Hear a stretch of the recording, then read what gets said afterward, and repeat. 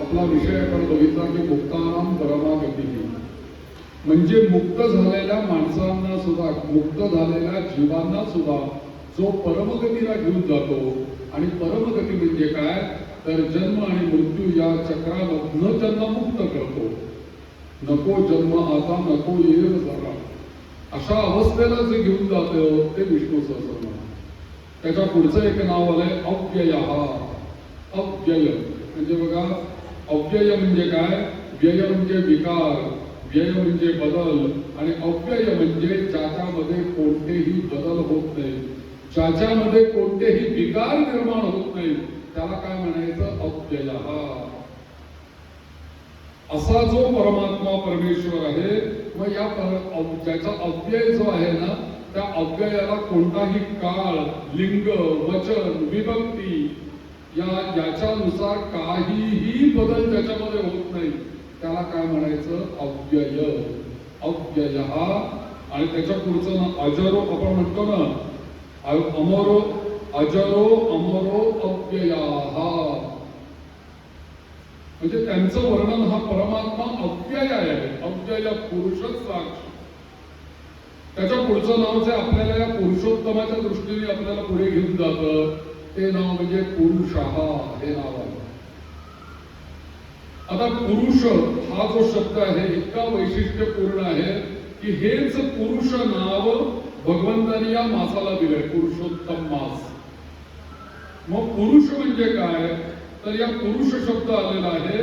कल्पना करा, पुरुष कोणाला म्हणायचं, लिंगभेदाने ज्याला आपण पुरुष आणि स्त्री म्हणतो असं त्याला पुरुष आणि स्त्री असं म्हणतो, त्यातला पुरुष का, मग त्यातला हा पुरुष म्हणजे नारायण आहे का, तर तसा अर्थ नाहीये. सर्व देहांच्या मध्ये अशी कल्पना सांगितलेली आहे की पुरी शेते इति पुरुषः, पुरी शेते इति पुरुषः, म्हणजे ज्या पुरामध्ये, ज्या नगरामध्ये राहतो, झोपतो, विश्रांती घेतो, चैतन्यमय पूर्णपणे त्याच्यामध्ये अस्तित्वात असतो, असं पुर जे काही आहे, अशा पुरामध्ये जो राहतो त्याला काय म्हणायचं, पुरुष म्हणायचं. मग असं पुर म्हणजे काय, असं पुर म्हणजे कुठलं, आपण म्हणतो ना आमच्याकडे आहे ना की नरसिंगपूर, अमुकपूर, तमुकपूर अशी कितीतरी गाव आहेत आपल्याकडे. तर पुर या शब्दाचा अर्थ एक विभाग, पुर या शब्दाचा अर्थ एक नगर, पुर या शब्दाचा अर्थ एक भाग असं आपण म्हणतो. त्या पुरांमध्ये राहणारा जो आहे तो पुरुष आहे. मग कुठलं पुर इथे अभिप्रेत आहे तर त्यांनी असं सांगितलं, महाभारतामध्ये व्यासांनी सांगितलं आपल्याला की याला पुरुष असं मी नाव का दिले भगवंताला, कारण तो या पुरामध्ये राहतो म्हणून तो पुरुष आहे. मग कोणतं पुर तर त्यांनी सांगितलं, नवद्वारं पुरं पुण्यं एतैर्भावैः समन्वितं व्याप्यशेते महात्मायस तस्मात् पुरुष उच्यते. महाभारतातल्या शांती पर्वामध्ये हा श्लोक आलेला आहे आणि हे जे विष्णू सहस्रनाम आपण म्हणतो हे शांती पर्वाच्या सारखंच एक अनुशासन पर्व आहे. त्या अनुशासन पर्वामध्ये हे विष्णू सहस्रनाम आलेलं आहे आणि या अनुशासन पर्वामध्ये दान धर्म हा एक त्याचा विभाग आहे. त्याच्यामध्ये 141 अध्याय म्हणजे विष्णू सहस्रनाम म्हणजे महाभारतात हे विष्णू सहस्रनाम आहे. त्या महाभारतामध्येच हा श्लोक आलेला आहे आणि याच्या श्लोकाचा सरळ सरळ अर्थ आहे की नवद्वारम पुरम पुण्यम. 9 द्वार असलेलं पुर, त्या पुरामध्ये राहणारा पुरुष. माझा 9 द्वार असलेलं पुर म्हणजे कुठलं तर तुमचं आमचं जे सगळं मानवांचं शरीर आहे या शरीराला 9 द्वार आहेत. 9 द्वार आहेत. कशी 9 द्वार आहेत? आपल्या खांद्याच्या वरती 7 द्वार आहेत आणि कमरेच्या खाली 2 द्वार आहेत आणि म्हणून आपले 2 डोळे, मुख, 2 नाकपुड्या म्हणजे बघा 2 आणि 2 4 आणि 5 आणि 6 आणि 7 उत्तम द्वार झाली आणि 2 अधम द्वार झाली. अशी 9 द्वार ज्या पुरामध्ये आहेत, ज्या पुराला आहेत, अशा 9 द्वार असणाऱ्या नगराच्या आतमध्ये जो राहतो तो जो कोणी आहे त्याला म्हणतात पुरुष असं म्हणतात. म्हणजे कल्पना करा आपल्याच देहामध्ये पुरुष राहतो की नाही. म्हणजे या सगळ्या 9 द्वाराच्या आतमध्ये राहतो कोण? आत्मा राहतो. त्वम साक्षात आत्मासी नित्यम. तो आत्मा आमच्या शरीरामध्ये राहतो. त्याला काय म्हणायचं? पुरुष म्हणायचं. तुकाराम महाराजांनी नाही का सांगितलं, ओम देह देवाचे मंदिर, देह देवाचे मंदिर, आत्मा परमेश्वर, आत्मा परमेश्वर, देवाचे मंदिर, देह देवाचे.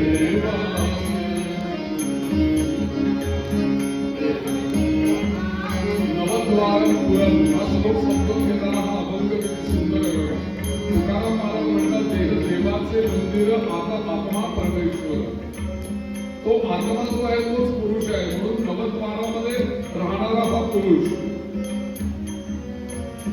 जसे पुरुषात हो साखर, जसे पुरुषात हो साखर, तसा देहात ईश्वर, तसा देहात ईश्वर. जसे दुधामध्ये लोणी, जसे दुधामध्ये लोणी, ऐसा देही चक्रपाणी, देवाची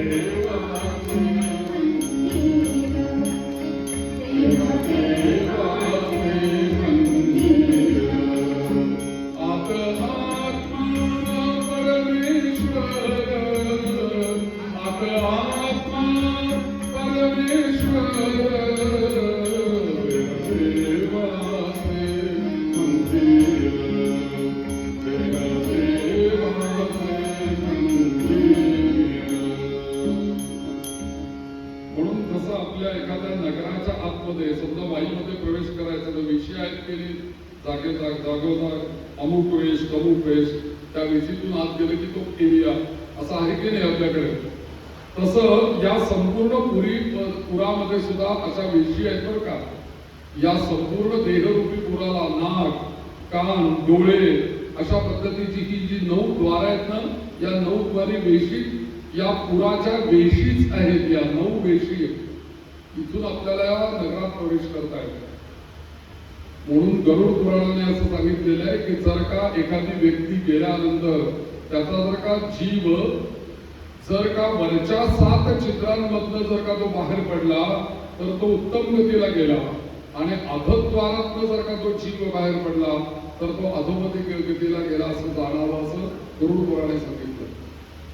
म्हणून आपण देह देवाचे मंदिर, आता आत्मा ईश्वर, आपण आंघोळ झाल्यानंतर आपल्याकडे परंपरा आहे गंध लावण्याची कपाळाला. लोक म्हणतात गंध का लावायचा, आपल्याला चांगलं दिसावं म्हणून का फोटोच चांगला आहे म्हणून लावायचा गंध का, आपण जे वस्त्र घातलेलं असेल त्याला मॅचिंग गंध लावायचं, कशा करता गंध लावायचं आपल्या कपाळावरती. हिंदू धर्माचं पहिलं लक्षण आहे की कपाळाला तिलक असणं.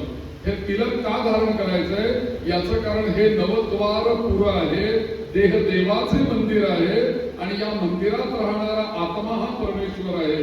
ज्या वेळेला आपण मधल्या बोटाने आपल्या कपाळाला तिलक लावतो त्यावेळेला आपल्याच ईश्वराची आपण पूजा करतो. लक्षात ठेवा, कारण या 5 बोटांमधलं हे जे मधलं बोट आहे ते आपल्याकरता आहे, अंगठ्याच्या शेजारचं बोट आहे ते पितरांच्या करता आहे, करंगळीच्या शेजारचं बोट आहे ते देवाकरता आहे आणि अंगठा या सगळ्यांना कॉमन आहे. करंगळी कुठेच आपल्याला पूजेत लागत नाही. त्यामुळे प्रत्येक बोटाचा संबंध एकेका नाडीशी आणि अवयवाशी आहे. आपल्या मधल्या बोटाचा संबंध आपल्या हार्टशी आहे. म्हणून जेव्हा आपण इथे आज्ञाचक्रावरती हे मधलं बोट इथे तिळा लावणारा जर पोहोचवतो त्यावेळेला बरोबर ही सगळी सायकल तयार होते आणि आपली ऊर्जा ही राऊंड मध्ये संक्रमित होते आणि एक प्रकारच्या चैतन्य आणि ऊर्जा. मला तुम्ही सांगा, गंध लावल्यानंतर एक प्रकारची ऊर्जा येते की नाही आपल्याला सगळ्यांना, आपोआप आपल्याला जाणवतं. असं गंध लावून घ्या तुम्ही एकदा स्वतःच्या कपाळाला मधल्या बोटाने, एक प्रकारचं चैतन्य जाणवतं. कारण का, देव आपला आत्म्याची आपल्या परमेश्वराशी आपला संबंध येतो. लक्षात घ्या. म्हणून इथे म्हटलेलं आहे पुरुष हा या शब्दाचा अर्थ नवद्वारांच्या मध्ये राहणारा जो आहे तो पुरुष.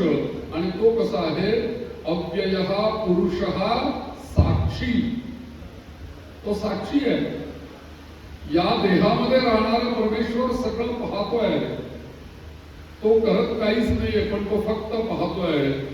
आणि म्हणतात ना की अशी कोणतीही जागा नाही की आपण पाप लपवू शकू.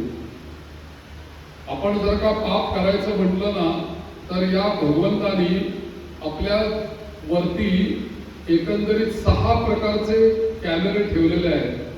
त्यांनी सांगितलं की ही पृथ्वी जी आहे ती माझी पत्नी आहे, म्हणजे लक्ष्मी आहे. त्यामुळे पृथ्वीवर तुम्ही कुठेही पाप करा त्याची नोंद पृथ्वी घेते. तुम्ही दिवसा कोणतेही पाप करा त्याची नोंद सूर्य घेतो. तुम्ही रात्री कोणतेही पाप करा त्याची नोंद चंद्र घेतो. इतकंच नव्हे, तुम्ही कोणतंही पाप केव्हाही करा वायू देवता त्याची नोंद घेते.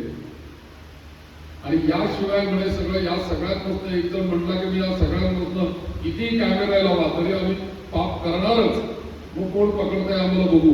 असं म्हटल्याबरोबर देवाने उत्तर दिलं, आता आत्मा परमेश्वर त्याला तू कुठे सोडशील, तो बघतोय ना सारखं, तो आतून बघतोय.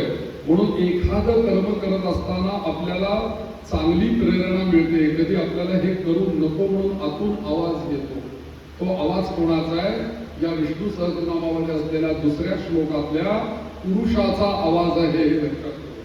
तो आतून सांगतो बाबा हे करू नको, तरी जर का तू ते केलंस तर पाप आहेच. म्हणून अव्यय हा पुरुष साक्षी जो तटस्थ असतो, काही बोलत नाही, कोणताही अडथळा मध्ये न येता आपल्या स्वतःच्या ज्ञान रूपाने सगळं काही बघत असतो आणि घडणाऱ्या कोणत्याही घटनेचा कुठलाही संबंध तो स्वतःकडे येऊ देत नाही. असा जो आहे आपल्या शरीरामध्ये तो साक्षी रूपाने परमेश्वर आपल्या शरीरामध्ये आहे. देवाचे मंदिर. म्हणून अव्यय हा पुरुष साक्षी. पुढे म्हटलं क्षेत्रज्ञ. क्षेत्रज्ञ म्हणजे काय, तर क्षेत्र म्हणजे आता आपण या वाई क्षेत्रामध्ये आहोत. क्षेत्र म्हणजे एरिया, क्षेत्र म्हणजे आपण म्हणतो ना क्षेत्रपाल, क्षेत्र म्हणजे विभाग, क्षेत्र म्हणजे जमीन. या क्षेत्रज्ञ या शब्दाचा अर्थ क्षेत्र म्हणजे एखादा विभाग. मग इथे क्षेत्र म्हणजे काय, इथे क्षेत्र म्हणजे हे शरीर हे क्षेत्र आहे आणि त्याला म्हटलंय क्षेत्रज्ञ.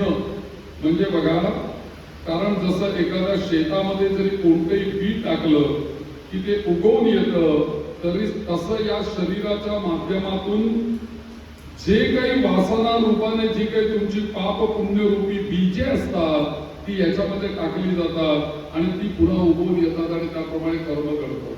म्हणून याला क्षेत्र म्हटलेलं आहे.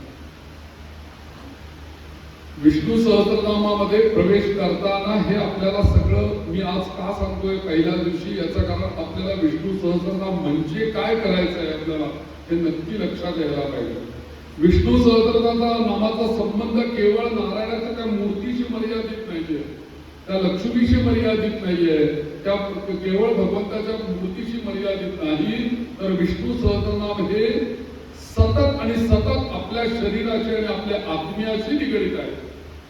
म्हणून विष्णू सहस्रनामाची उपासना करणं ही आपल्या आत्म्याची उपासना केल्यासारखं आहे.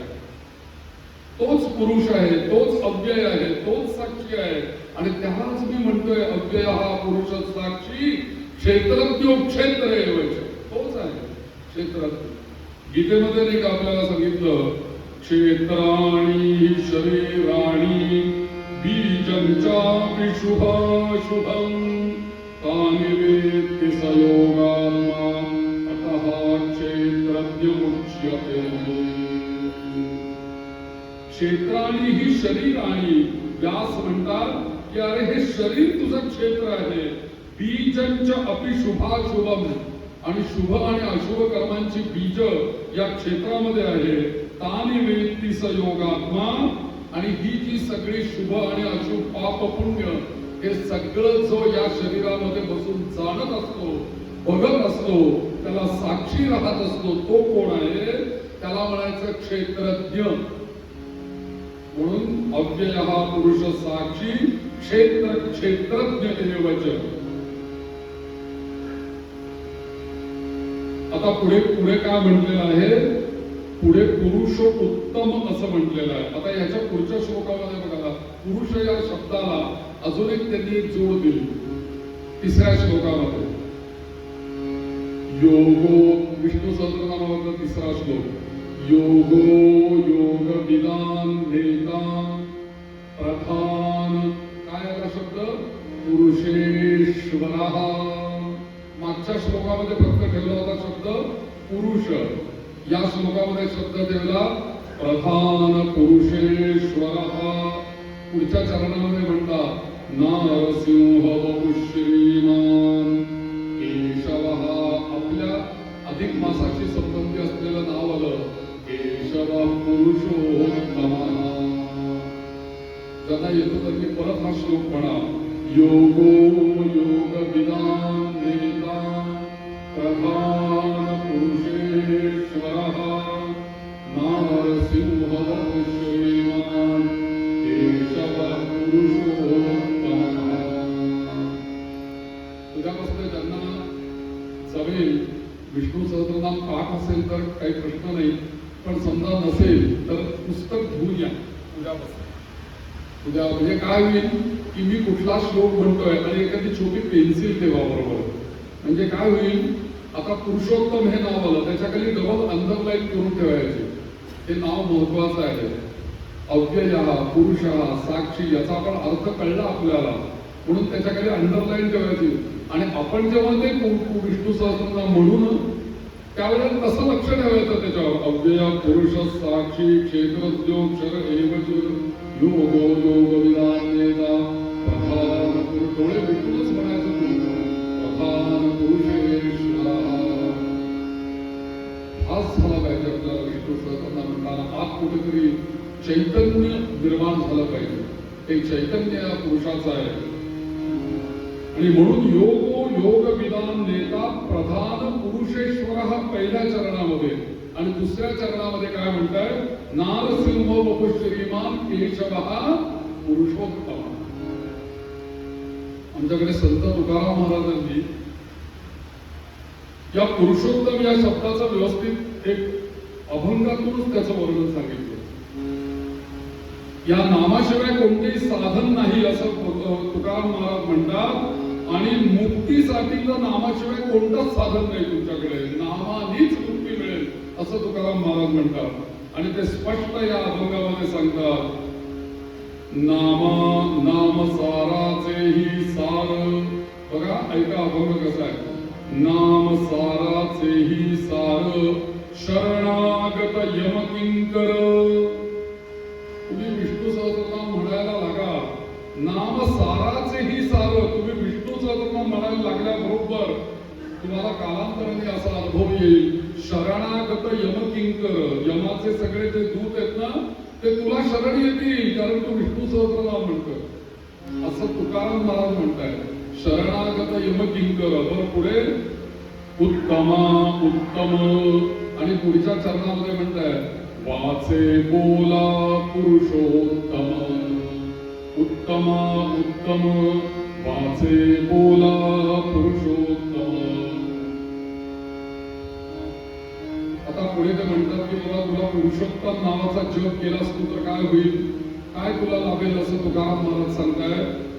नाम जपता चंद्रमौळी. चंद्रमौळी म्हणजे शंकर, ते नामाचा जप करतायत सारखा. म्हणून शंकरांच्या देवळामध्ये, शंकरांच्या जवळ, शंकरांच्या पाशी जेव्हा तुम्ही विष्णू सहस्रनाम म्हणता तेव्हा त्याचं शतपटीने फल शंकर आपल्या झोळीमध्ये घालतात. याचं कारण का, ते स्वतः नामजप करतायत. शतकोटींचे बीज वाचे उच्चारी रघुकुल तिलक राम रासा अंतरी. शतकोटींचे बीज वाचे उच्चारी ते म्हणतायत सारखं. आणि म्हणून तुकाराम महाराज इथे म्हणतात, अरे हे पुरुषोत्तमाय नमः, पुरुषोत्तमाय नमः, पुरुषोत्तमाय नमः असा जर का तू जप केलास किंवा या पुरुषोत्तम महिन्यामध्ये जर का विष्णूंची उपासना केलीस, नाव घेतलंस, उपास तापास जे काही सांगितलंय ते सगळं केलंस, तर नाम जपता चंद्रमौळी नामे तरला बाल्या कोळी. बाल्या कोळी कशामुळे तरला हो, नामामुळेच तर तरला. तुका म्हणे वर्णू काय तारक विठोबाचे पाय. म्हणून वाचे बोला पुरुषोत्तम.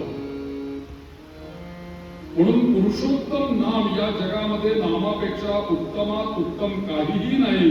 म्हणून मुखाने सतत पुरुषोत्तम पुरुषोत्तम पुरुषोत्तम पुरुषोत्तम असं म्हणा, असं तुकाराम महाराज म्हणतात. कारण विष्णू सहस्रनामामध्ये शेवटचं चरण पुरुषोत्तम असं आलेलं आहे. म्हणून त्या अभंगामध्ये महाराजांनी पुरुषोत्तम हा शब्द घेतला. प्रधान पुरुषेश्वर या शब्दाचा अर्थ हाच आहे की प्रधान पुरुष ईश्वर असे 3 शब्द आहेत. प्रधान म्हणजे महत्वाचा. या संपूर्ण शरीरामध्ये महत्वाचं काय आहे मला सांगा तुम्ही. महत्वाचं आत्मतत्व आहे ना, ते आहे म्हणून हे शरीर आहे. म्हणून प्रधान पुरुष आणि तो कोण आहे, प्रधान पुरुषेश्वर. आणि तो कसा अवतार घेतो तुमच्या रक्षणाकरता त्याच्या पुढच्या चरणात सांगितलं. नारसिंह वपु श्रीमान. एखाद्या भक्त प्रल्हादाला त्यांनी हाक मारल्याबरोबर हिरण्यकश्यप विचारतो की बोल तुझा नारायण कुठे आहे. तेव्हा फक्त प्रल्हाद बाबांना म्हणतात हिरण्यकश्यपूला की अशी असं कुठलीच जागा नाही की तो नाहीये, सगळीकडेच तो आहे. तो म्हणाला खांबात आहे का तुझा नारायण. म्हणाला सगळीकडे तो आहे, तो या खांबातही आहे. म्हणून मग त्या हिरण्यकश्यपूने त्या खांबाला लाथ मारली. त्यावेळेला कडकड कडकड कडकड आवाज येऊन त्याच्यातून जे प्रकट झाले, नारसिंह वपु श्रीमान केशव पुरुषोत्तमा. भक्तांचं रक्षण करण्याकरता नरसिंहाचं रूप घेऊन येणारे नारायण आहेत.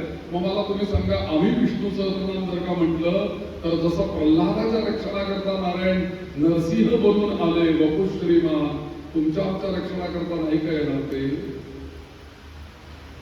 पण आम्ही त्या भावनेने, त्या भावाने, जसं प्रल्हादाने सर्वत्र त्यांना बघितलं तसं आपणही त्यांना सर्वत्र बघायला शिकलं पाहिजे.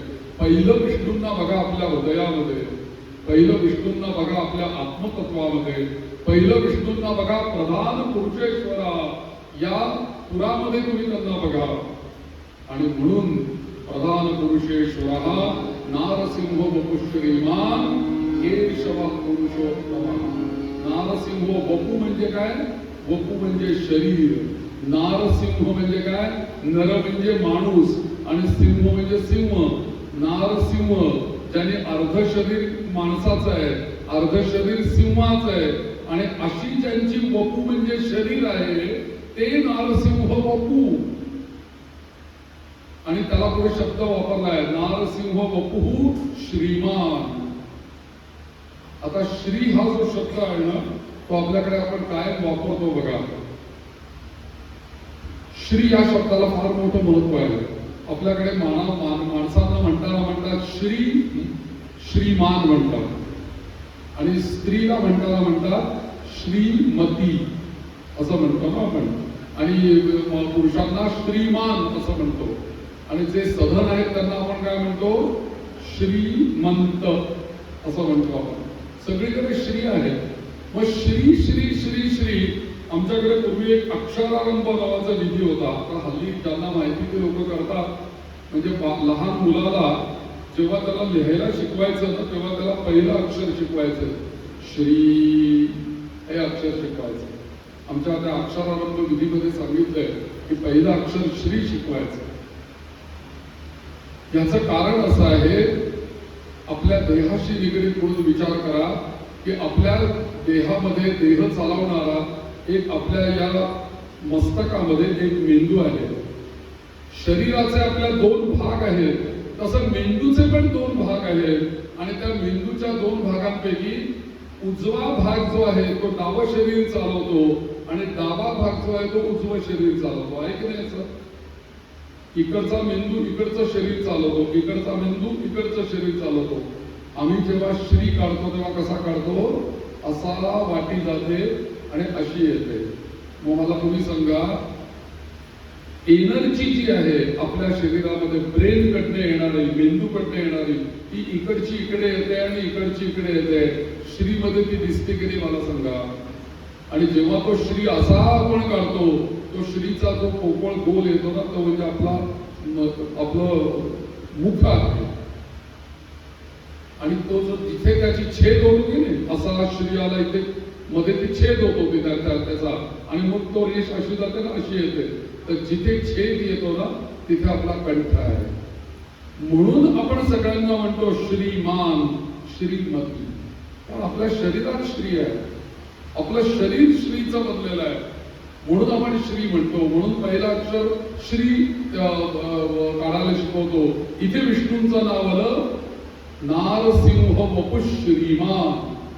श्रीमान एका अर्थाने श्री म्हणजे संपत्ती, श्री म्हणजे साक्षात लक्ष्मी, आणि श्रीमान म्हणजे ज्याच्या जवळ लक्ष्मी आहे तो श्रीमान. लक्ष्मी सातत्याने जवळ आहे आणि लक्ष्मी त्यांची सेवा करते. बरं, जवळ आहे त्यांच्या, पण लक्ष्मी त्यांच्या चरणाची त्यांनी करते. लक्ष्मीला इथे ठेवलेलं नाहीये बरं, किंवा इथे ठेवलेलं नाहीये, इथे ठेवलेलं नाही, मांडीवर बसवलेलं नाही, पाय पसरून बसले आणि पायाच्या चरणापाशी लक्ष्मी बसवली. आणि ती सुद्धा हसतमुख आहे. भगवान हसतात, ती पण हसते आहे. मंद हास्य आहे दोघांच्या चेहऱ्यावरती. अहो, त्या लक्ष्मी एकदा नारायणाला अशी काहीतरी पाय झेपत असताना काहीतरी लक्ष्मी कोणातरी बोलवलं आणि काहीतरी तिच्यातनं बारीकशी गंमत घडली, काही तिची सेवा चालू होता. त्यावेळेस भगवान एकदम विष्णू हसले तिला एकदम, आणि जगदंबेला हसल्याबरोबर ती काय तिचा एकदम पाराच चढला. तो मला हसताय तुम्ही, मी आहे म्हणून तुम्ही आहात आणि तुम्ही मला हसताय म्हणून त्या लक्ष्मीने नारायणाला शाप दिला की जा म्हणे, तुमचं जे हे मस्तक तुम्ही ज्या मुखाने मला हसताय ना ते मस्तकच एक दिवशी तुमचं गळून पडेल म्हणे, असा त्यांनी शाप दिला. आणि मग झाला, त्या लक्ष्मीने जो शाप दिला तो पुरा करण्याकरता भगवंताचा एक दिवशी मस्तक त्यांना लीला करावी लागली. ते मस्तक काहीतरी लीला करून धनुष्याची ते मस्तक उडालं त्यांचं आणि ते ब्रह्मांडात गायब झालं.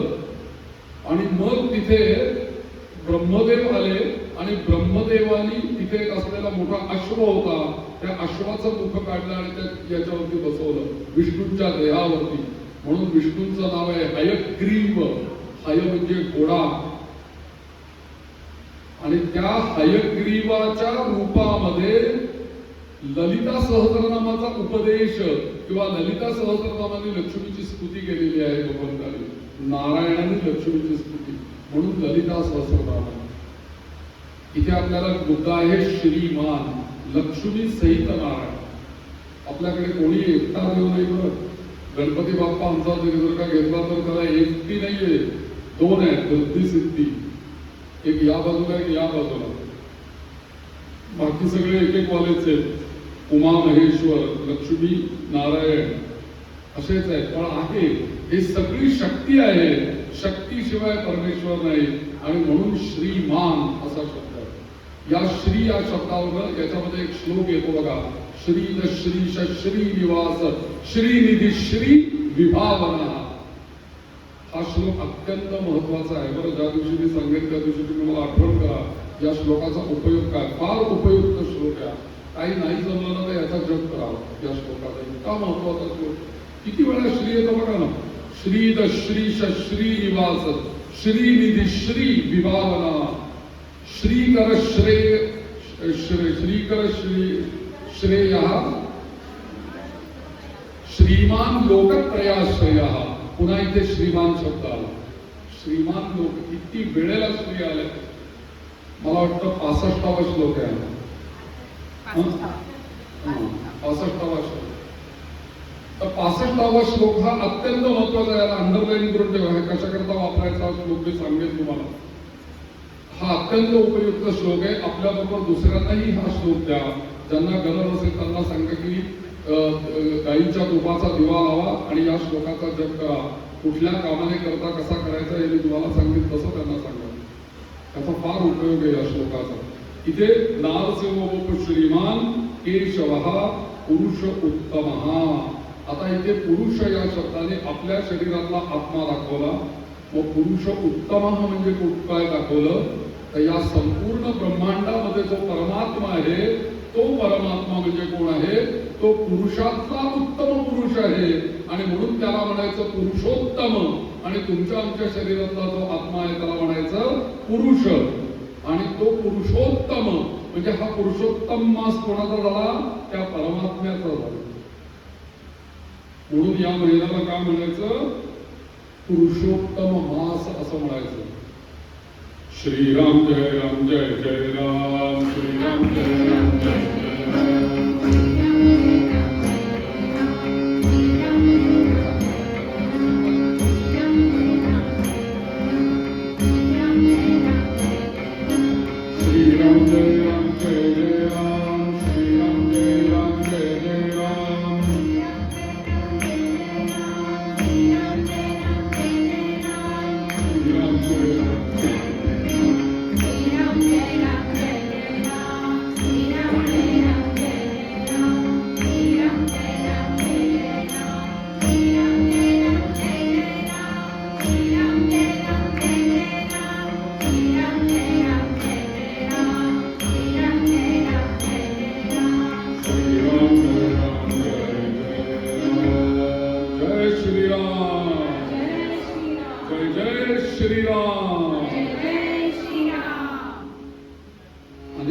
विष्णूंचे नाव महत्वाचे आहेत.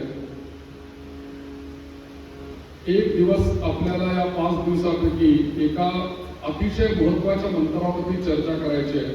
तो मंत्र म्हणजे राम, कृष्ण आणि हरी. आपल्या वारकरी संप्रदायाचा अत्यंत महामंत्र आहे तो. राम कृष्ण हरी, राम कृष्ण हरी. ही तिन्ही नावं या विष्णू सहस्रनामामध्ये आहेत. राम हेही विष्णू सहस्रनामामध्ये आहे, कृष्ण हेही विष्णू सहस्रनामामध्ये आहे आणि हरी हेही विष्णू सहस्रनामाचं. पण हीच 3 नावाचं कॉम्बिनेशन एकत्र करून रामकृष्ण हरी हा मंत्र का तयार झाला आणि त्याचं काय महत्व आहे, तिन्ही नावांचंही महत्व आपण बघू आणि रामकृष्ण हरीचंही महत्व बघू. जेव्हा त्याचा क्रम येईल तेव्हा आपण बघूया. मग हा पुरुषोत्तम म्हणजे कोण आहे, तर पुरुषोत्तम म्हणजे महाविष्णू आहे.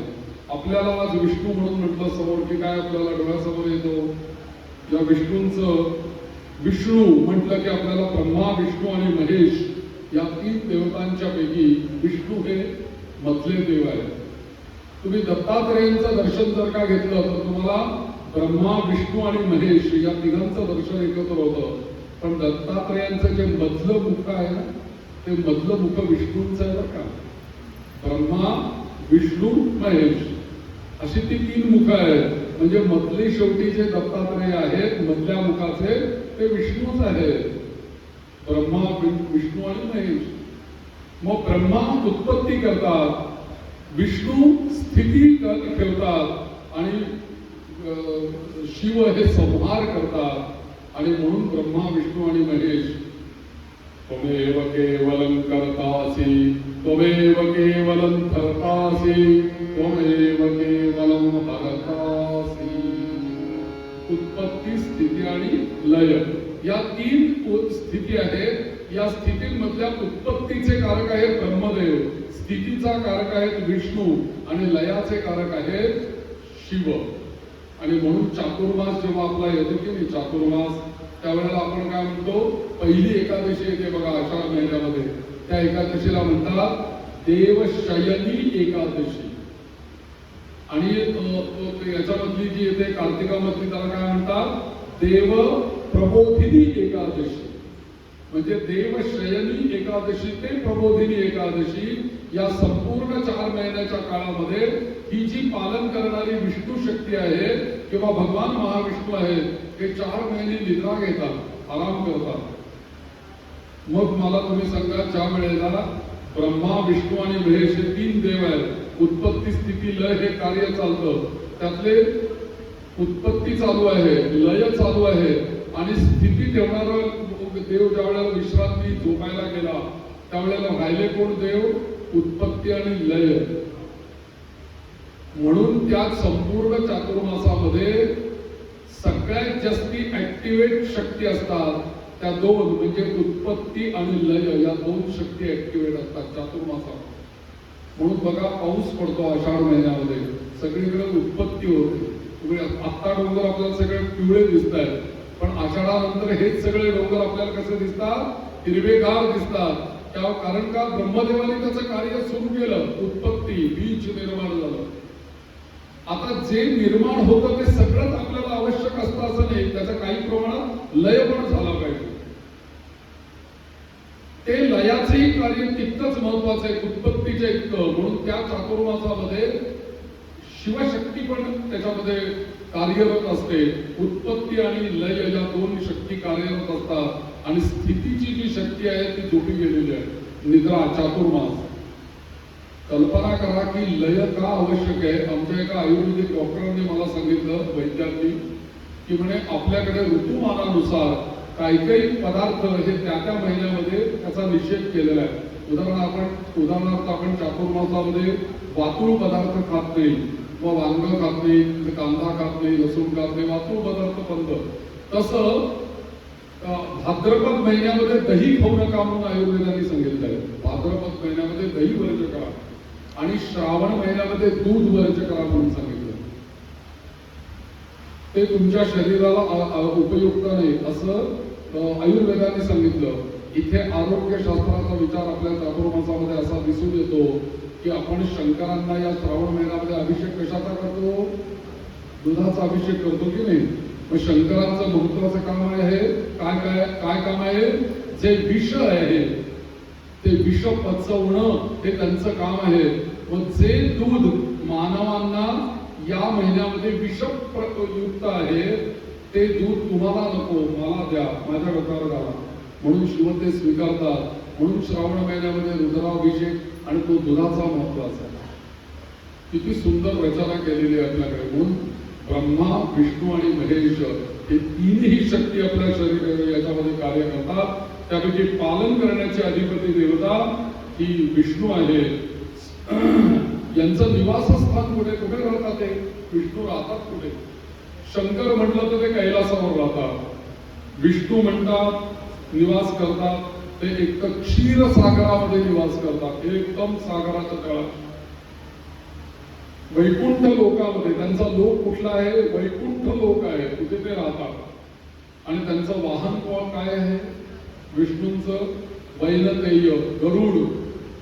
त्याच्यानंतर ते झोपतात कशावरती, ते पण एक वाहनच आहे त्यांचं, शेषना हे त्यांचं वाहन आहे.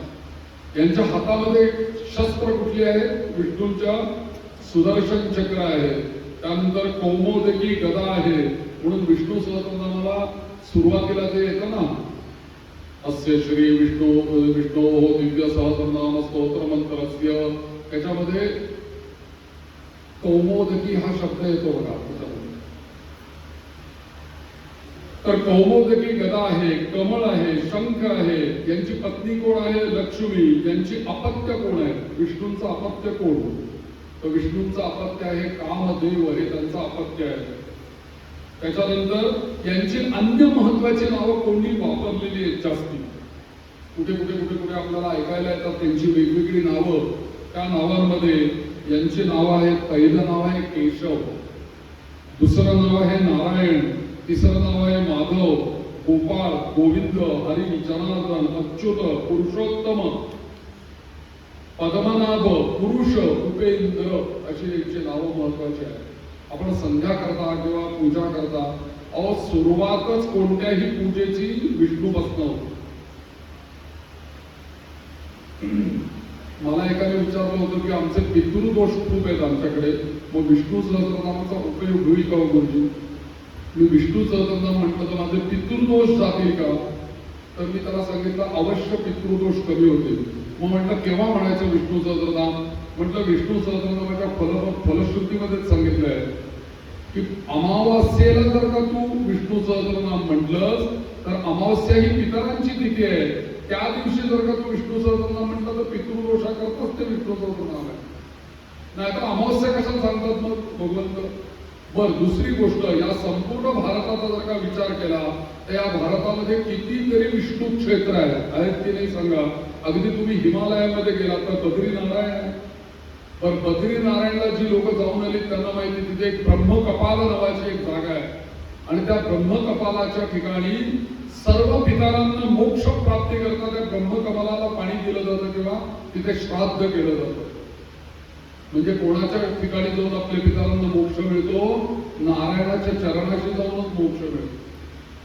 बर, महर्षी व्यासांनी जे भागवत लिहिलं, महर्षी व्यासांनी जे महाभारत लिहिलं, नवे नवे महर्षी व्यासांनी विष्णू सहस्रनाम महाभारतात लिहिलं, ती जागा कुठली आहे? बद्रीनारायण. त्या बद्रीनारायणाच्या तिथे एक व्यास गुंफा म्हणून आहे. आपल्या भारतातलं सर्वात शेवटचं गाव माना नावाचं गाव आहे. तिथे आपला भारत संपतो, पुढे चीनची हद्द सुरू होते. तर त्या माना नावाच्या गावाच्या अलीकडे थोडीशी ही व्यास गुंफा म्हणून आहे. तिथं अतिशय सुंदर चित्र आहे. महर्षी व्यास बसलेले आहेत, ते सांगतायत आणि गणपती बाप्पा आपली सोंड बाजूला घेऊन तिथे असा लिहितोय. अशीच मूर्ती. म्हणजे हे सगळं विष्णू सहस्रनाम काय, महाभारत काय, हे लिहिलंय कोणी? गणपती बाप्पांनी. सांगितलंय कोणी? महर्षी व्यासांनी. महर्षी व्यासांनी हे विष्णू सहस्रनाम या महाभारतामध्ये भीष्माचार्यांच्या मुखातून ते फक्त प्रकट केले. पण मूळ याचे रचयिता म्हणून वेदव्यास ऋषी असं येतं ना सुरुवातीला. त्याचं ऋषी वेदव्यास. त्यांनी कुठे रचना केली तर नारायणाच्या चरणापाशी. म्हणजे विष्णू सहस्रनामाला किती महत्व आहे बघा. बर, आपल्याकडे आयुष्यामध्ये असं सांगितलेलं की एकदा तरी आपल्या पितरांना मुक्ती प्राप्त व्हावी म्हणून गयेला जाऊन पिंडदान करा असं आपल्याकडे सांगितलं जातं. मला तुम्ही सांगा, गयेला पिंडदान करण्याचं महत्व आहे ते कुठे तुम्ही पिंडदान करता? गयेला जाऊन तिथे विष्णू पद आहे आणि विष्णूंच्या पायावरती तुम्ही पिंड दिलेले देऊन ठेवता की त्या पितरांना मोक्ष मिळू दे. 3 ठिकाणी विष्णूंची पावले तर एक हरिहरेश्वरला आहे, एक गयेला आहे आणि तिसरं आता अजून आपल्या मालकीचं व्हायचं आहे, भविष्यात होईल कधी ना कधीतरी, मक्केश्वर महादेव. तिकडे आहे ते पाऊल ठेवले. त्यामुळे या 3 ठिकाणी विष्णूंची पावलं ठेवलेली आहेत. म्हणजे बघा, एवढी पादाकरण. आणि वामन अवतारामध्ये त्यांनी काय केलेलं आहे? वामन अवतारामध्ये पहिल्या पावलाने सगळी पृथ्वी व्यापली, दुसऱ्या पावलाने स्वर्ग व्यापला आणि तिसऱ्या पावलाला ठेवायचं कुठे? मग बलिराजाने आपलं मस्तक पुढे गेलं, ठेव बाबा मला डोक्यावर. मग त्यांनी तिथे पाय ठेवला, त्याला पाताळात घेऊन गेले.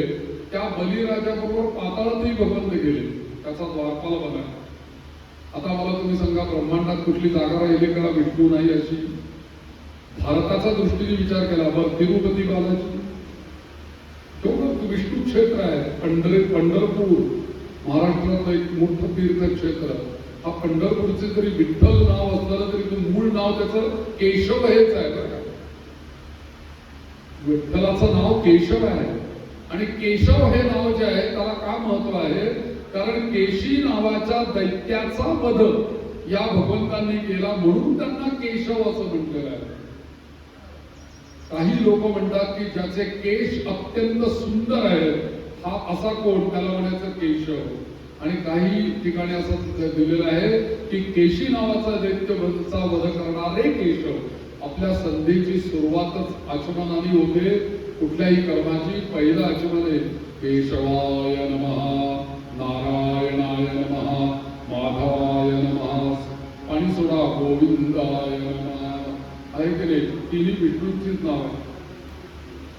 24 नावांचं आचमन आपल्याकडे सांगितलंय. कुठलीही देवाची तुम्ही पूजा करा, हेच आचमन तुम्हाला करावं लागतं. मला एकाने प्रश्न विचारला की बाबा गुरुजी मग सहस्रनामाचे 1000 नाव आहेत, मग 1000 नावांमध्ये 3च घेतले असते आचमनाला, तर पुढची कशाला आणखी जोडलीत त्याला 21 नाव? बाकीचं हात जोडूनच म्हणायचे, तर त्याच्यात काही क्रिया नाहीये. काही पहिल्या 3 नावांनाच क्रिया आहे, पुढे विष्णवे नमः, मधुसूदनाय नमः, त्रिविक्रमाय नमः, पुढे काहीच क्रिया नाही. मग म्हणायची कशाला पुढची 3 नावं? 24 नावं का घेतली विष्णू सहस्रनामामध्ये? याला उत्तर असं आहे, 2 प्रकारचं उत्तर आहे. एक उत्तर असं आहे की आपला जो गायत्री मंत्र आहे, हा गायत्री मंत्र आपण संध्येमध्ये जप केला जातो. या गायत्री मंत्राचे अक्षर 24 आहेत, म्हणून 24 नावांचा आचमन. आणि 24 विष्णूंचे अवतार आहेत, आहे ना? 10 अवतार मुख्य आहेत आणि 24 अवतार आहेत, म्हणून 24 नावं. आणि लक्षात ठेवा, ही बाकी काही विष्णू सहस्रनामामध्ये नाही नावं आली ना तरी चालतील. या 24 नावांचा जरी आपण जप केला ना कायम, तरी आपल्या शरीरातली 24 सेंटर्स किंवा केंद्र ही ऍक्टिव्ह करायला ही 24 नावं अत्यंत चांगली आहेत. आमच्याकडे जो बटू आहे ना मुंजीमध्ये, त्याच्या उजव्या कानामध्ये गायत्रीचा उपदेश केला जातो आणि त्याच्या आधी हे 24 नावांचं आचमन करून घेतलं जातं. का तर 24 अक्षरांचा मंत्र त्याच्या शरीरामध्ये आता दीक्षा त्याला मिळायची आहे. तर या संपूर्ण शरीरामध्ये एकत्रित 72,000 नाड्या आहेत. आणि या 72,000 नाड्यांपैकी नाभीपासून वरती 35,000 नाड्या आहेत आणि नाभीपासून खाली 35,000 नाड्या आहेत. आणि त्या नाड्यांच्या पैकी ह्या ज्या आपण एखाद्या इलेक्ट्रिकच्या नाही का किंवा त्या केबल टाकतात बघा इकडनं तिकडे, एकाच बिल्डिंग मध्ये 10-20 लोकांना जर का एकाच वेळेला वायफायचे केबल पोहोचवली तर कसं ती जंजाळ तयार होतं की नाही सगळं वायरिंगचं, तसं आपल्या शरीरात किती जंजाळ असेल कल्पना करा. 72,000 नाड्यांचं. पण त्यांनी सांगितलं की हे जे सगळं जंजाळी आहेत तुमच्या शरीरातली, त्या प्रत्येक वाहिन्यांच्या तिथे किंवा त्या नाड्यांच्या ठिकाणी, जसं त्या इलेक्ट्रिकच्या ठिकाणी एक असा मध्ये ट्रान्सफॉर्मर बसवलेला असतो, मध्ये थोडा अंतर गेले की ट्रान्सफॉर्मर, तसं आपल्या शरीरामध्ये ट्रान्सफॉर्मर बसवलेले 24 केसापासून ते डोक्यापर्यंत. म्हणून जेव्हा तुम्ही 24 नावं म्हणता आचमन करून, त्यावेळेला 24 नावं म्हणता बरोबर ही सगळी 24 सेंटर्स जागृत होतात. म्हणून 24 नावं आचमनाला दिली.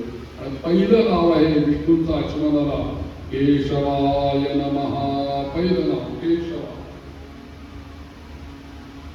यांचे अवतार किती आहेत? मत्स्य, कूर्म, वराह, नृसिंह, वामन, परशुराम, राम, कृष्ण, बुद्ध, कल्की, दत्तात्रेय हे सुद्धा विष्णूंचेच अवतार आहेत.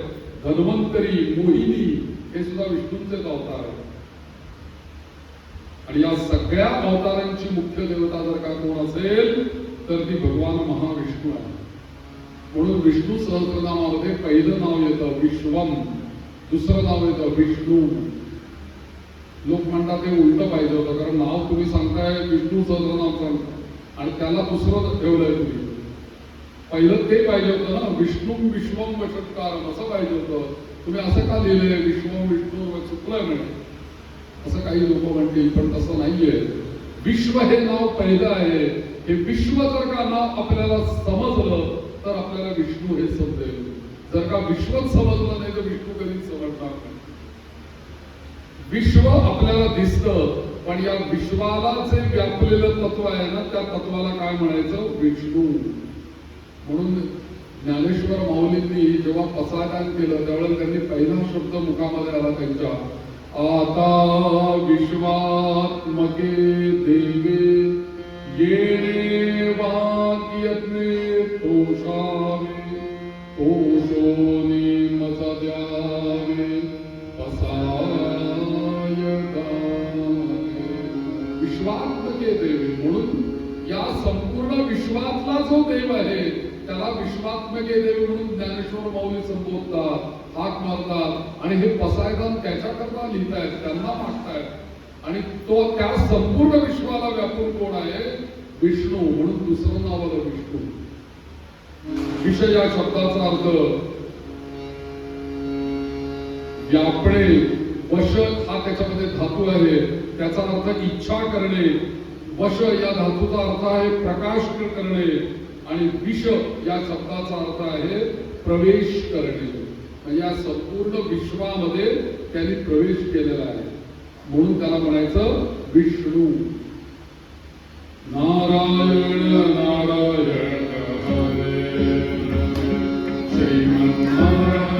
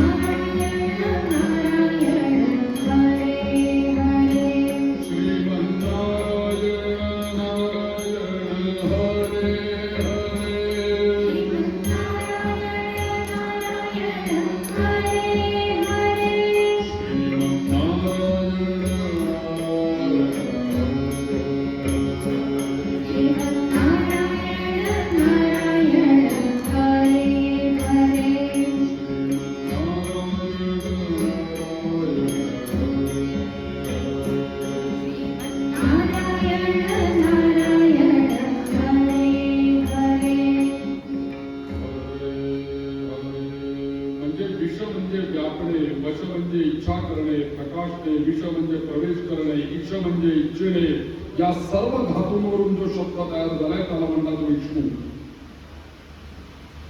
आणि अशा बनलेला विष्णू जो शब्द आहे हा शब्द या शब्दाचा अर्थ सरळ इथे असा आहे की जो सर्वोत्कृष्ट आहे, सद्धन आहे, चिद्धन आहे, आनंदघन आहे आणि परमात्मा आहे, भूतात्मा परमात्मा आहे. तोच कोण आहे? तो विष्णू आहे.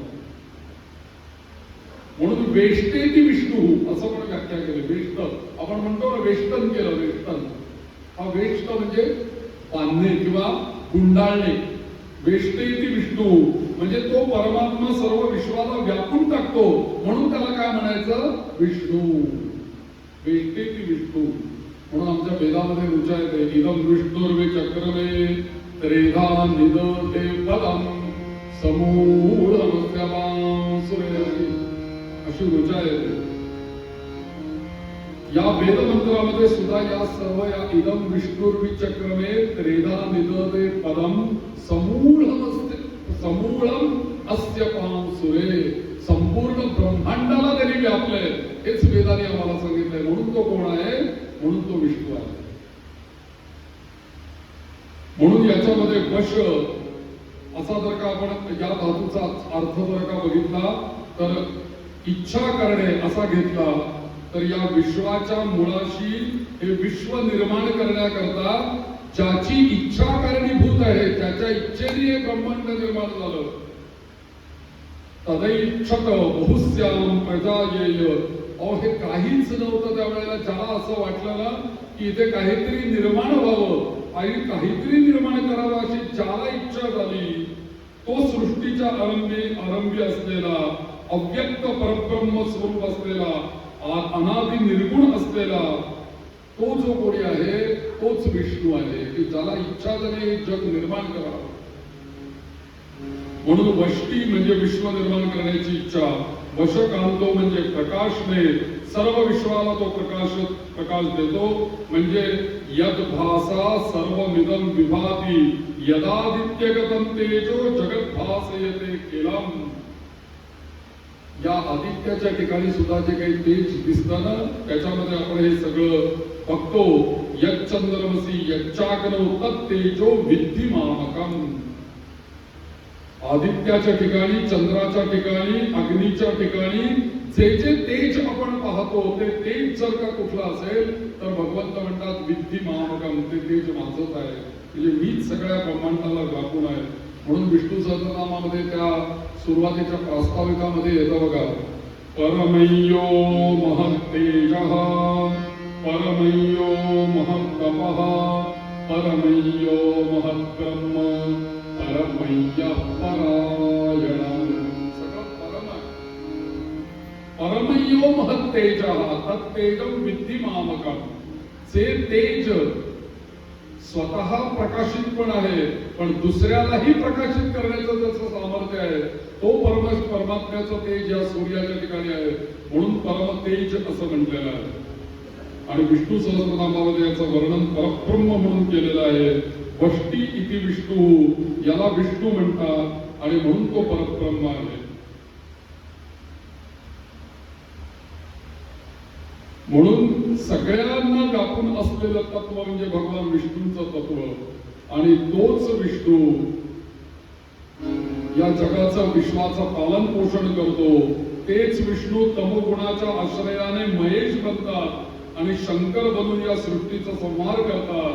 म्हणून एको विष्णू स्त्रिदा भूत्वा सृज्यत्यतिच पातीच. तेच विष्णू ब्रह्मदेव बनून या विश्वाला निर्माण करतात, तेच नारायण विष्णू बनून या जगाला पालन करतात आणि तेच नारायण शिव बनून या विश्वाचा संहार करतात. म्हणून ब्रह्मा विष्णू आणि शंकर हे तिन्ही एकच आहेत. म्हणून हरिहरामध्ये मानू नका भेद. तुकाराम महाराजांना म्हटले की हरी आणि हर त्याच्यामध्ये काय बदल आहे? एका वेलांटीचा भेद. हरी आणि हर एकच आहे, ते वेगळे नाहीच आहेत, कारण त्या आदिनारायणाचेच प्रश्न आलेले आहेत. म्हणून नका करू वाद, उगाच त्याच्यामध्ये वाद करू नका, ते सगळे एकच आहेत. आणि म्हणून याच भगवंतानी कधी कधी व्यक्तीच्या निमित्ताने तर कधी कधी समष्टीच्या निमित्ताने कधी कधी राष्ट्राच्या उद्धार करता, व्यक्तीच्या निमित्ताने म्हणजे गजेंद्राचा उद्धार करण्याकरताही तो आला. त्यांनी हाक मारल्याबरोबर कमळ त्याच्याकडे फेकल्याबरोबर गरुडाला आज्ञा केली, ताबडतोब गरुडावरती स्वार होऊन त्या गजेंद्राला सोडवण्याकरता आले भगवंत. पहिलं तेजाने वेगामध्ये भगवंतांना घेऊन आला. तिथे एक ध्रुव बाळ होता आमचा, त्या ध्रुव बाळाने ओम नमो भगवते वासुदेवाय या मंत्राचा जप केला. अतिशय प्रभावी मंत्र. या संपूर्ण विष्णू सहस्रनामाचं जर का इसेन्स कुठलं असेल ना, जसं आपण म्हणतो ना ऑक्सिजन म्हटलं की H2O म्हणतो, तसं या संपूर्ण विष्णू सहस्रनामाचं जर का इसेन्स जर का कुठलं असेल, ओम नमो भगवते वासुदेवाय. म्हणा एकदा सगळे, ओम नमो भगवते वासुदेवाय, ओम नमो भगवते वासुदेवाय. हे संपूर्ण विष्णू सहस्रनामाचा सारभूत 12 अक्षरांचा मंत्र आहे बघा. हा बरोबर 12 अक्षरी मंत्र आहे. या मंत्राचा जप केला म्हणून ध्रुवाचा उद्धार भगवंताने केला. प्रल्हादाला हिरण्यकश्यपूपासून सोडवण्याकरता आला आणि हेच भगवंत राम आणि कृष्ण बनून त्यांनी संपूर्ण जगताचा उद्धार केला. वैयक्तिक एकाचा उद्धार करण्याकरताही ते आले, राष्ट्राचा, समाजाचा, देशाचा उद्धार करण्याकरताही भगवंत आले. म्हणून त्यांनी राम आणि कृष्ण ही समष्टी निमित्त रूप घेतली. आणि अशा मंगल करणाऱ्याला मंगलकारकच असा जो विष्णू आहे, निमित्त भेदाने परमेश्वराने कोणतंही रूप धारण केलं तरी ते तत्वतः परब्रह्मच आहे. सगुण रूप असू दे, निर्गुण रूप असू दे, दोन्ही एक ती परमेश्वराचीच रूप आहे. सगुण म्हणू सगुण म्हणू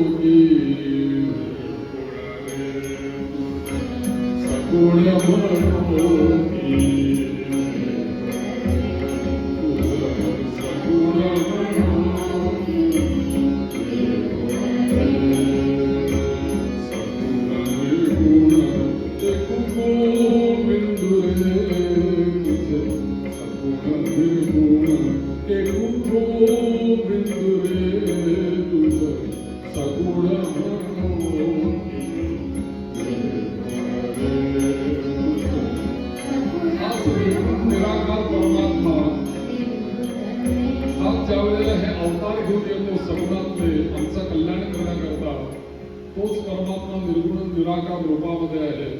माझं मा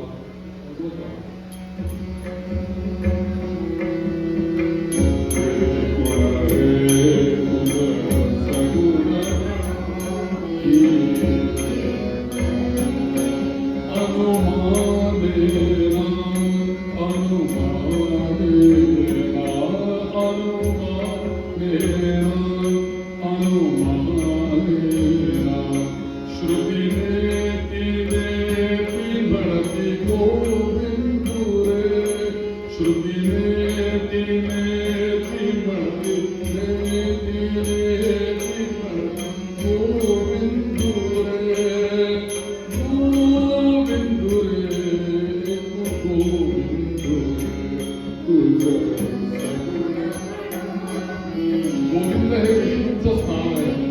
तुझं सगुण म्हणून की निर्गुण आहे. ज्ञानेश्वर माऊलींचा अभंग आहे. आणि या अभंगामध्ये आपल्याला या विष्णूंचं खरं कार्य आणि मग त्याला काय म्हणायचं, सगुण म्हणायचं, निर्गुण म्हणायचं. सगुण निर्गुण एक गोविंद रे. मला एवढंच एक गोविंद माहिती आहे.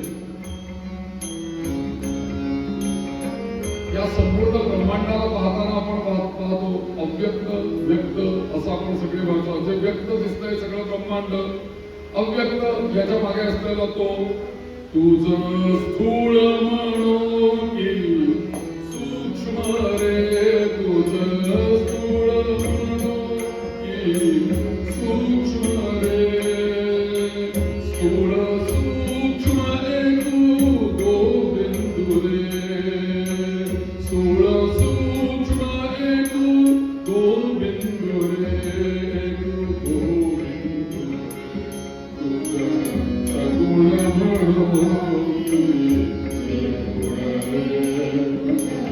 सगुण म्हणून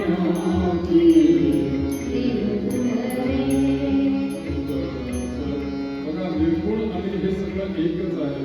अहो सोनं बघा, सोन्याचे अलंकार बघा, माती बघा, मातीची चित्र बघा, चंदन आणि चंदनाचे भावल्या बघा, सागर बघा किंवा नदी बघा, नदीवरचे तरंग बघा, साखर बघा, साखरेची चित्र बघा, बर्फ बघा आणि पाणी बघा, स्फटिक बघा, स्फटिकाचा मणी बघा.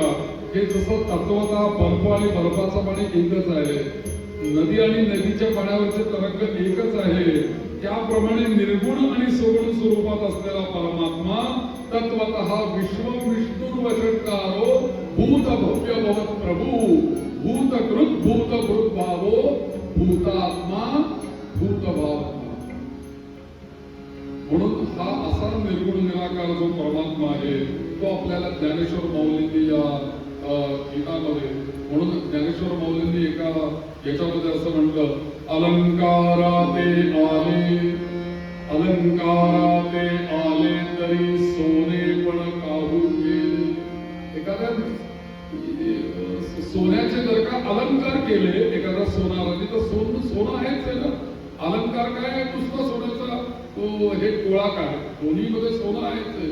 म्हणून माऊली म्हणतात अलंकाराते आले तरी सोने पण काहू गेले, किं कमळ पाकले कमळत्वामुके, बंदी आणि ज्वाल दोन्ही बंदीच केवळ. अग्नी आणि अग्नीचा ज्वाला काही वेगळे आहेत का, दोन्ही एकच आहे. असं हे संपूर्ण विश्व जे पाहतोय हे विश्व म्हणजे काय, विश्व इज इक्वल टू विष्णू. जे जे आम्ही पाहतोय ते सगळं दुसरं तिसरं काहीच नाही, ते विश्वम विष्णुर्वचत्कारो, हे विश्वच सगळं विष्णू रूप आहे. घृताचे थिजले पण न मोडिता घृतची जाण, का नाटिता कांकण सोनेची देव. म्हणून अनेक माऊलींनी अनेक उदाहरणं दिली, जसं सुगुण म्हणून निर्गुण आहे तसं अशी अनंत उदाहरणं दिलेली आहेत. मला ते कायम एक यांचं तुकडोजी महाराजांचं गाणं फार आवडतं. त्यातलं एक ओढ तुम्हाला म्हणून दाखवतो.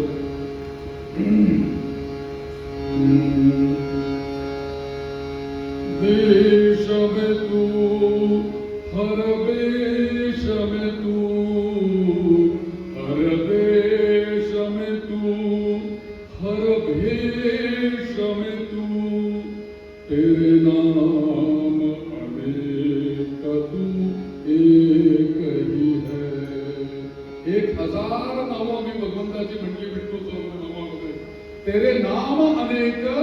तू एकची है.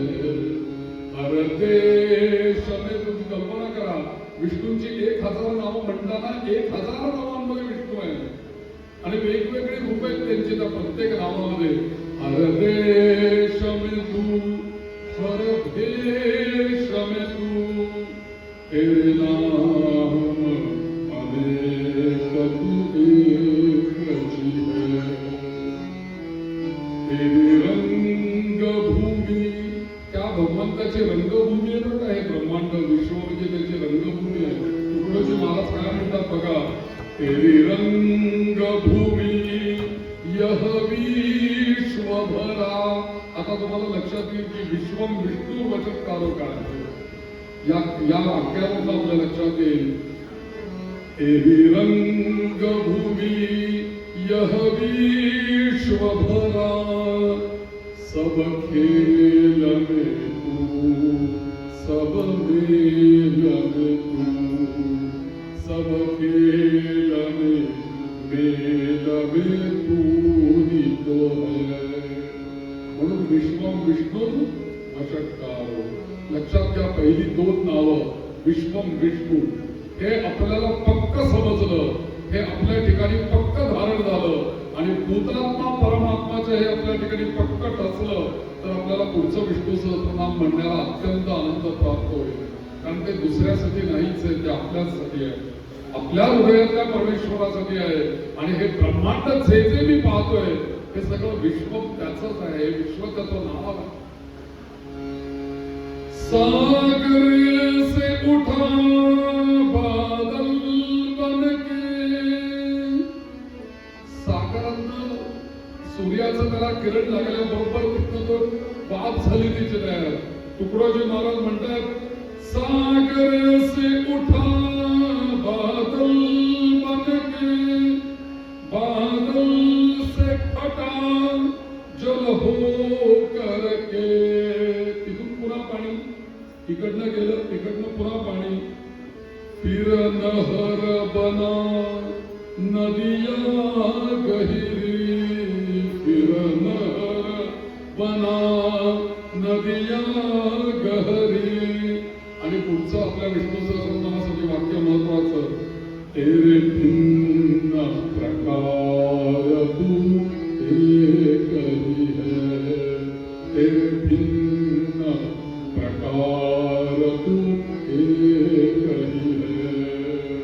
हर देश में तू, हर भेष में तू, हर देश में तू, हर भेष में तू, तेरे नाम अनेक तू एक ही है, तेरे नाम अनेक तू एक ही है. अजिबात असं मनात वाटू नका की विष्णूची 1000 नावं म्हणताना ती जरी भिन्न वाटली, काही काही नावं तर रिपीट येतात परत परत परत परत परत, काही काही नावं 2दा रिपीट आहेत, काही काही नावं 5-5 वेळेला आलेली आहेत, तेच नाव पुन्हा. तरी सुद्धा शंकराचार्य म्हणतात की इथे जर का अच्युत आलेला आहे तर इथे या अच्युत नावाचा अर्थ वेगळा आहे, तिथे अच्युत आलाय तिथे त्या अच्युताचा अर्थ वेगळा आहे. म्हणून इथे पण अच्युत आहे तिथे पण अच्युत आहे. म्हणून असं समजायचं नाही किंवा संख्या भरून काढण्यासाठी अच्युत अच्युत डबल दिले का श्रीमान श्रीमान हा शब्द 2दा आलेला बघितला ना आपण. पुरुष हा शब्द किती वेळेला आलेला आहे. अहो तो श्लोक बघा, ब्रह्मण्यो ब्रह्मकृत ब्रह्मा ब्रह्म ब्रह्म विवरणा. अहो कसं म्हणताना सुद्धा कसं तोंड करावं लागतं ते येतच नाही म्हणतात. ब्रह्म किती वेळा म्हणायचंय, पण त्याला जोडून व्यासांनी अशी रचना केलेली आहे की तुमचे टंकार सगळे स्वच्छच व्हायला पाहिजे विष्णू सहस्रनाम म्हटल्यानंतर. ब्रह्मण्यो ब्रह्मकृत ब्रह्मी, सगळे ब्रह्म ब्रह्म ब्रह्म एकत्र केले, सगळे श्री श्री श्री एकत्र केले, और चतुर्भुज हे सुद्धा नाव एकत्र केले. काय सुंदर रचना आहे विष्णू सहस्रनामाची. एक एक श्लोक घ्या, एक एक श्लोक गिरवा, एक एक श्लोकाचं वेगवेगळं फल आपल्याकडे सांगितलेलं आहे. आणि म्हणून तुकडोजी महाराज म्हणतात आपल्याला विष्णू सहस्रनाम समजायचं असेल तर हे गीत आपल्याला फसलं पाहिजे, आपल्याला समजलं पाहिजे. हे चीटी से भी अणु परमाणु बना. कुठे भगवंत? तुकडोजी महाराज म्हणतात चीटी से भी. अहो मुंगी किती बारीक, चीटी म्हणजे मुंगी, तिच्याही पेक्षा बारीक. अणु परमाणु बना,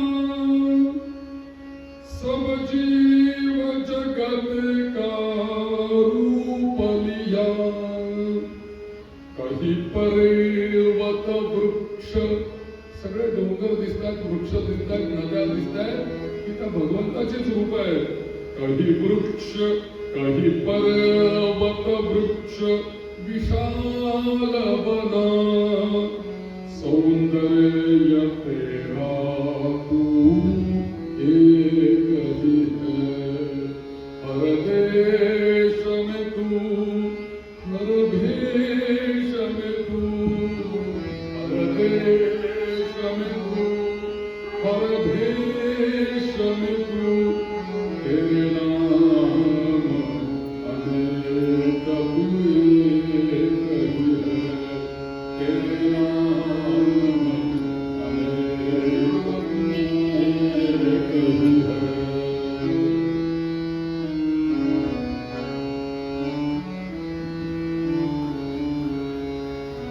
या विष्णूंचे आज तुम्हाला पहिल्यांदा 6 मंत्र लिहून लक्षात ठेवा. या भगवंतांचे काही एक प्रमुख मंत्र आहेत की जे या विष्णू सहस्रनामामध्ये आलेले आहेत. पैकी सगळेच हे मंत्र जे आहेत, नावं आहेत, ते सगळे देवताच आहेत. सगळे मंत्र श्रेष्ठच आहेत. पण काही विशिष्ट मंत्र आहेत की अशा मंत्रांमध्ये त्या देवतेचं अधिष्ठान आहे आणि ते मंत्र काही व्यक्तींनी, काही देवतांनी या पृथ्वी तलावरती ते मंत्र सिद्ध केलेले आहेत. त्यामुळे तुमच्या आमच्यासारखा एखादा भक्तगण आहे ना, तुम्ही आम्ही एकदा जरी विष्णू सहस्रनाम म्हटलं तरी आपल्याला खूप पुण्य मिळतं. का हो असं? कारण या ब्रह्मांडामध्ये हजारो वर्षापासून, कल्पना करा महाभारताचा काळ केव्हा झाला, त्याच्या आधी महाभारत लिहिलं तेव्हा व्यासांनी, त्याला किती हजार वर्ष झाली, म्हणजे किती हजार. शंकराचार्यांनी या विष्णू सहस्रनामावरती भाष्य केलं. शंकराचार्यांना होऊनच आता 2500 वर्ष झालं. त्यांनी म्हणजे शंकराचार्यांच्या आधी विष्णू सहस्रनाम चालूच होतं. म्हणजे ज्याचा इतके हजारो वर्ष या भारतामध्ये, या ब्रह्मांडामध्ये, या जगतामध्ये ज्या नामांचा अनेक संतांच्या, महंतांच्या, साधूंच्या, संप्रदायांच्या ठिकाणी, मला तुम्ही सांगा सगळ्या संप्रदायांमध्ये विष्णू सहस्रनाम आहे. सगळीकडे एवढा जप झालेला आहे या विष्णू सहस्रनामाचा की तुम्ही आम्ही एकदा जरी विष्णू सहस्रनाम मनापासून म्हटलं ना की आपल्याला लगेच त्या व्ह्यूज मिळतात, लगेच आपल्याला त्याचं फल मिळतं. कारण हे मंत्र हजारो वर्ष जप करून या पृथ्वी तलावरती या सगळ्या सत्पुरुषांनी सिद्ध करून दिलेले आहेत आम्हाला. म्हणून 1000 नावांना महत्व. तर त्यातल्या त्यात जे काही मंत्र आहेत, त्यातल्या त्यात पहिला मंत्र आहे विष्णूंचा षडाक्षरी मंत्र. 6 अक्षरांचा मंत्र आहे बरं का. अत्यंत प्रभावी असा मंत्र आहे की ज्याच्यामध्ये 6च अक्षर येतात. मगाशी मी तुम्हाला 12 अक्षराचा मंत्र सांगितला ना, ओम नमो भगवते वासुदेवाय, 12 अक्षर आहे. आता 6 अक्षरांचा, त्याच्या अर्धा तो षडाक्षरी मंत्र आहे. आणि हा जो षडाक्षरी मंत्र आहे, त्या षडाक्षरी मंत्रांची गणना महामंत्रामध्ये केलेली असा हा महामंत्र आहे बरं का. एकमेव अद्वितीय असं प्रायश्चित्त म्हणून हा षडाक्षरी मंत्र सांगितलेला आहे. आपल्याकडनं कोणतेही पाप होऊ दे, त्या पापाचं प्रायश्चित्त म्हणून हा षडाक्षरी मंत्र जप करावा म्हणून सांगितलं. म्हणून हा प्रायश्चित्त रूप मंत्र आहे. जसं एखाद्या वनामध्ये सिंहाने जर का गर्जना केली किंवा वाघाने जर का गर्जना केली तर झाडावरती असलेली माकडं बसलेली असतात, ती जशी सैरा वैरा धावू लागतात इकडे तिकडे. तसं या षडाक्षरी मंत्राचा आपण उच्चार केल्याबरोबर किंवा त्याचा जप केल्याबरोबर आमच्या ठिकाणी असलेली जी सगळी माकडांच्या रूपाने असलेली जी काही पातक आहेत, ही पातक सगळी सैरावैरा पळायला लागतात, हलायला लागतात. असं पाप नाहीसं करणारा हा षडाक्षरी मंत्र आहे. कुठला हा षडाक्षरी मंत्र आहे? मग या पातक याला घाबरतात, मग या सर्व पातकांचा निराश करणारा असा याचा महिमा असलेला हा जो मंत्र आहे षडक्षरी मंत्र, तो पहिला मंत्र आहे बघा. ओम विष्णवे नमः. ओम विष्णवे नमः. आला का? म्हणून विश्वम विष्णू वचकार, पहिल्या विष्णू सहस्रनामामधलाच विश्व हा पहिलं नाव सोडून द्या, दुसराच मंत्र घ्या, त्याचा अखंड तुम्ही जप करा. समजा विष्णू सहस्रनाम तुम्हाला नाही पाठ बाबा, मला नाही, पण माझ्याकडे पुस्तके विसरले गेली, तर काय करावं अशा वेळेला? काही नाही, माळ घ्यायची, विष्णवे नमः विष्णवे नमः विष्णवे नमः विष्णवे नमः, 10 माळा करायच्या, 1000 नावाचं पुण्य आहे. इतकं श्रेष्ठ नाव आहे विष्णवे नमः.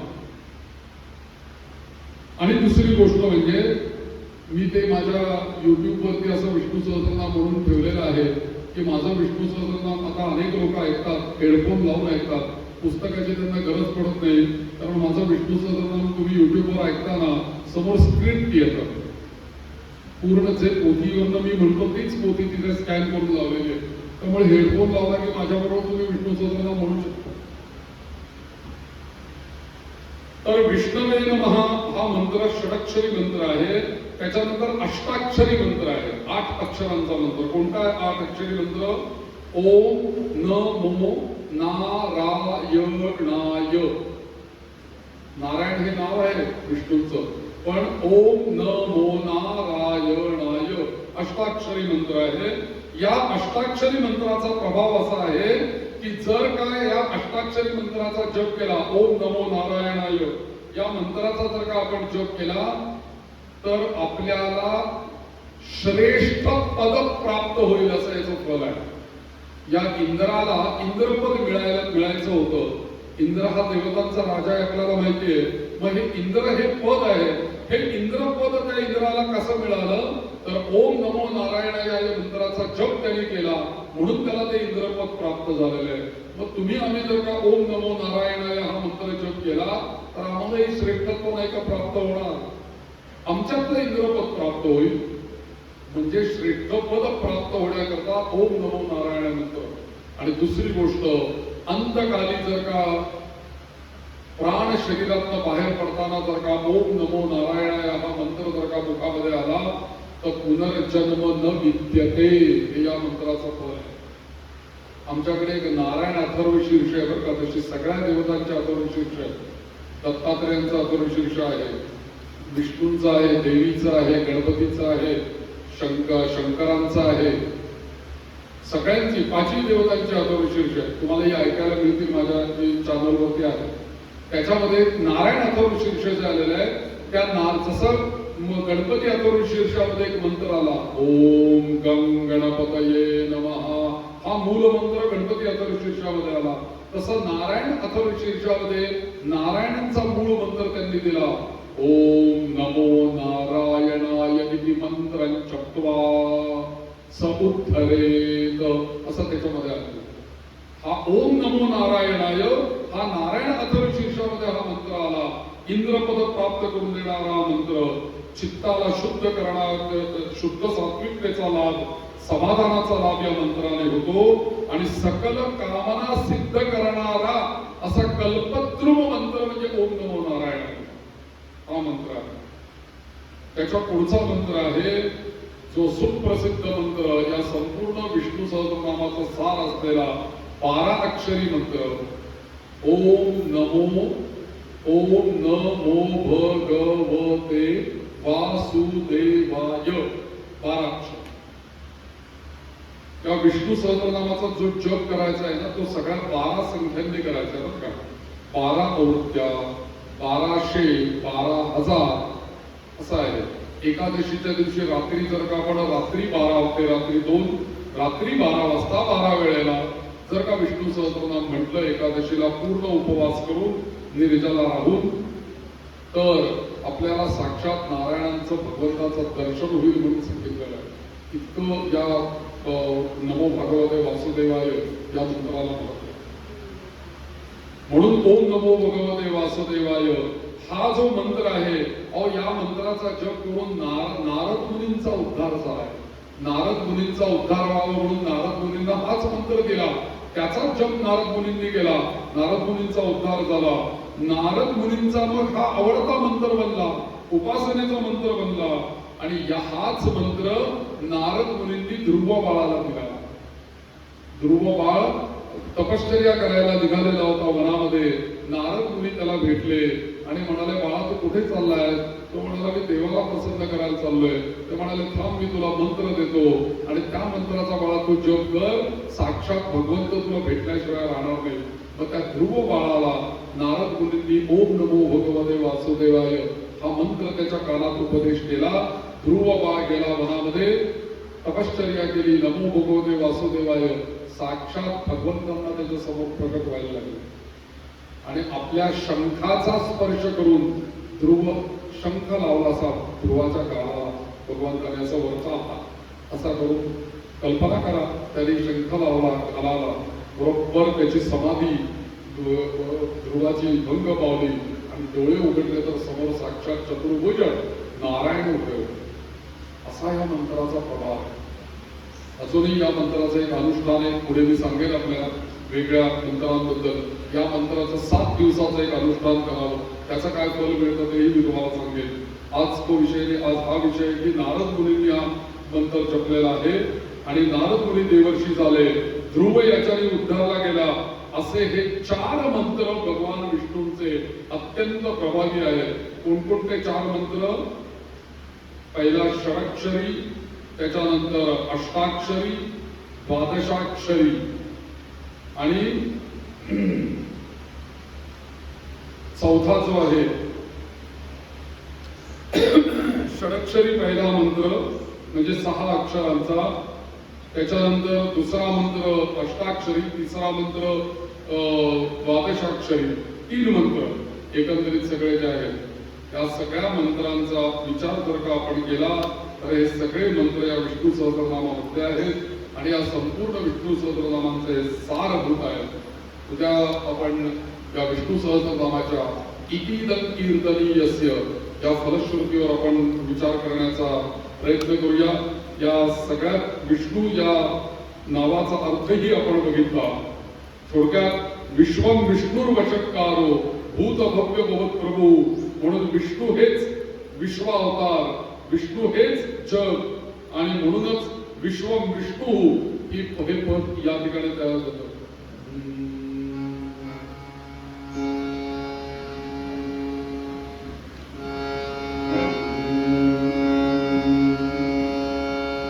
विष्णुमय जग